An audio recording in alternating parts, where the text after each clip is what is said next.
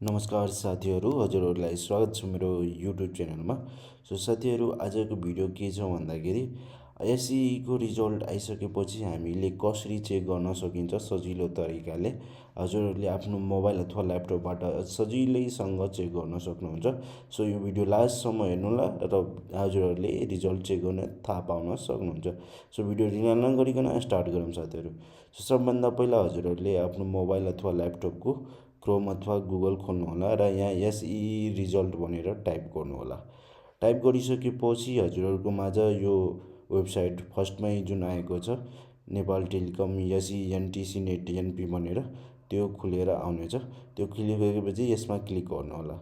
यहाँ हजुरहरूले हेर्न सक्नुहुन्छ अहिले भर्खरै एसइई सप्लिमेन्ट्रीको आएको थियो र हजुरहरूले मार्कसिट सहित हेर्न चाहनुहुन्छ भने यहाँ ग्रेड सिट भन्नेमा क्लिक गर्नुपर्ने हुन्छ।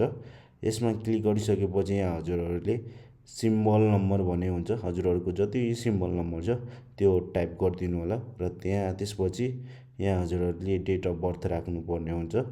जसरी यहाँ देखाइएको छ त्यही अनुसार हजुरहरूले डेट अफ बर्थ राख्नुपर्ने हुन्छ र त्यसपछि यहाँ सर्च रिजल्ट भन्ने अप्सन छ राइटमा ब्लू कलरको, त्यसमा हजुरहरूले क्लिक गरिदिनु पर्ने हुन्छ। त्यसपछि हजुरहरूको रिजल्ट त्यहाँ सो हुनेछ मार्कसिट सहित। मैले यहाँ ऱ्यान्डम राखेको कारणले अहिले देखाएको छैन।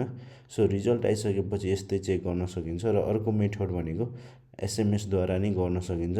यहाँ हजुरले एसइई र आफ्नो स्पेस दिएर सिम्बल नम्बर टाइप गरेर 16सम्म मेसेज गर्नुभयो भने हजुरहरूले मेसेज मार्फत नै रिजल्ट चेक गर्न सक्नुहुन्छ। सो आजको भिडियो यति नै सानो थियो हजुरहरूको लागि। सो भिडियो अन्तिमसम्म हेरिदिनु भएकोमा धेरै धेरै धन्यवाद साथीहरू। र हजुरहरूलाई कुन टपिकमा अर्को भिडियो चाहिन्छ भने हजुरहरूले यो भिडियोको तल कमेन्ट गरिदिनु होला, म त्यही अनुसार हजुरहरूको लागि भिडियो बनाएर राखिदिनेछु। हस् त साथीहरू, धन्यवाद।